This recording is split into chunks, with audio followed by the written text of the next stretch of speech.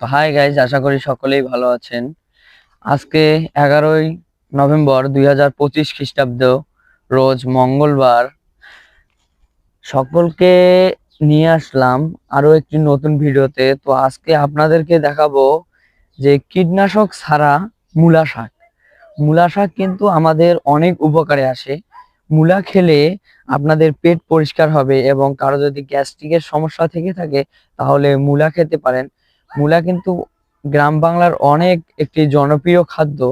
তো গ্রাম বাংলায় সকলেই মূলা খেয়ে থাকে। আপনারাও বেশি বেশি করে মূলা খাবেন। আমরা দেখতে পাচ্ছি এখানে কিন্তু কোনো কীটনাশক দেওয়া হয়নি, এখানে শুধু জৈব সারের ব্যবহার করা হয়েছে, কীটনাশক ছাড়া। আমি দেখতে পাচ্ছি মূলার সাথে আবার কিছু কিছু রসুনও লাগানো হয়েছে। তো এখানে আরো কীটনাশক ছাড়া শাক আছে। এই পাশে একটু দেখান, ক্যামেরাটা একটু দেখান। তো এখানে আরো অনেক কিছু, বেশ অনেক শাক, পালং শাক, আরো অনেক শাক রয়েছে। আমরা দেখতে পাচ্ছি ফুলের সাথে সাথে শাকগুলোর ফুলও বের হয়ে গেছে।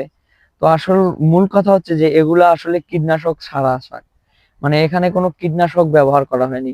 বাজারে যদি আপনারা কোনো শাক বা বিভিন্ন ধরনের তরকারি কিনতে যান, তাহলে দেখা যাবে যে কীটনাশক যুক্ত। আমরা আপনাদেরকে দেখাচ্ছি যে এখানে কোনো কীটনাশক নেই।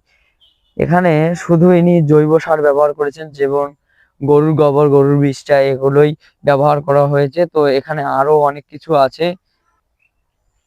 তো এখানে আরো অনেক শাক আছে। তো সকলে দেখি যে পুঁই শাক।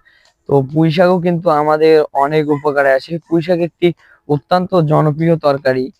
বিভিন্ন সময়ে আমি দেখে থাকি মানুষ বিভিন্ন যে পুঁই শাক তুলতেছে, খাচ্ছে। আমি দেখে থাকি যে পুঁই শাক অনেক একটি জনপ্রিয় খাবার। তো আমরাও সকলেই পুঁই শাক খাই, আপনারাও খাবেন। এটি স্বাস্থ্যের জন্য অনেক উপকারী বলে আমি মনে করি। তো সকলেই বেশি বেশি করে পুঁই শাক খাবেন।